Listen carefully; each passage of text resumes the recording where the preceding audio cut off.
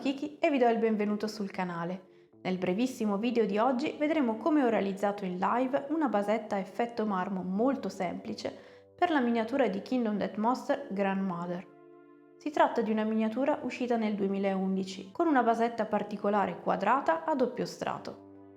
Dopo aver steso una base di primer e di colore grigio e scelta un'immagine di marmo da usare come riferimento, inseriamo delle linee trasversali, cercando di ricreare una parte della texture della reference. Possiamo come sempre aiutarci con una matita se preferiamo, così da creare una base da ripassare a pennello.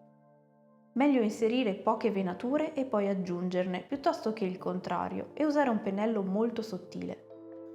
Passiamo ad un grigio blu che utilizziamo più leggero, a velatura, e che utilizziamo per sporcare alcune delle venature sottili, in modo da ricreare quelle più ampie nella reference. Possiamo usare il colore più o meno coprente, ma sempre traslucido.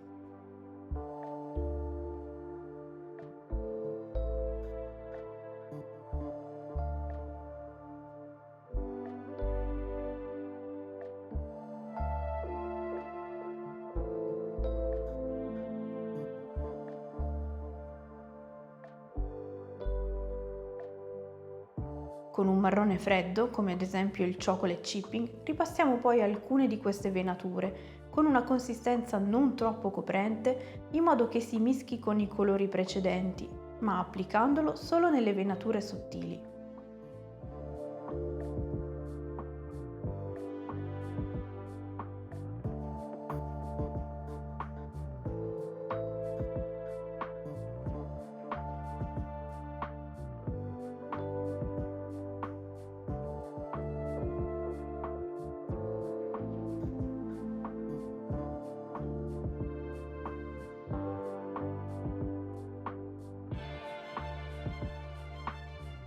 Durante il processo mi sono trovata bene a creare degli strati sottili con il bianco su tutta la superficie, in modo che le venature man mano risultassero più integrate con il resto e il marmo piano piano si schiarisse.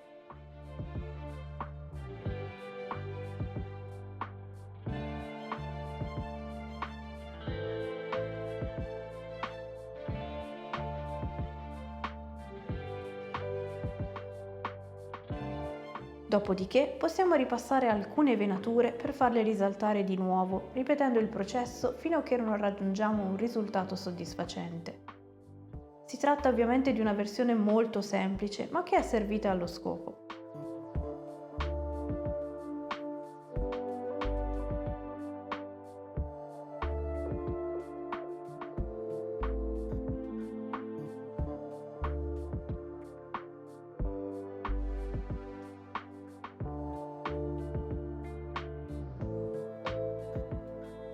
Prima di concludere ho preferito inserire anche venature leggere di un colore diverso, come il marrone usato prima.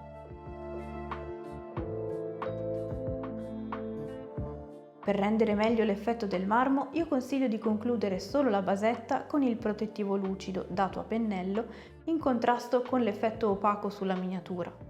E questo è il risultato finale. Come sempre, spero che anche questo brevissimo esempio vi possa dare uno spunto da usare sulle vostre miniature. Io vi ringrazio di aver visto il video fino alla fine, vi do appuntamento al prossimo e fino ad allora siate creativi!